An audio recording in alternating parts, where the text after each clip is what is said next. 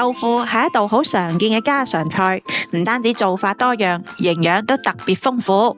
豆腐裏邊蘊藏住好豐富嘅優質蛋白同埋微量元素，吸收率高達95%噶，係中老年補鈣、控血脂嘅好幫手，亦都係年輕人清潔腸胃、清熱潤燥嘅平價美食。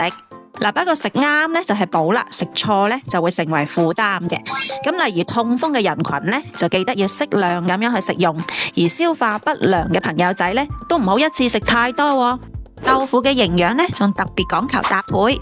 譬如經典嘅豆腐魚湯啦，因為豆腐缺少氨基酸，所以魚肉呢就嚟補充啦。而魚肉唔夠嘅嗰個苯丙氨酸呢，咁就豆腐可以嚟提供啦。咁再加上魚肉呢係富含維生素 D 嘅，能夠促進豆腐中嘅鈣嘅吸收，咁所以呢就實現咗營養翻倍啦。除此之外呢，豆腐如果搭配一啲肉或者蛋呢，咁蛋白質嘅利用呢就會更高效啦。咁如果同海帶一齊煮呢，就又可以補鈣，又可以補碘，實惠又養生。你最中意豆腐嘅邊一種食法啊？嚟評論區話我知啦。今時今日保命要緊啊，保持營養均衡，疾病拜拜。記得點讚同埋轉發俾你嘅屋企人喎。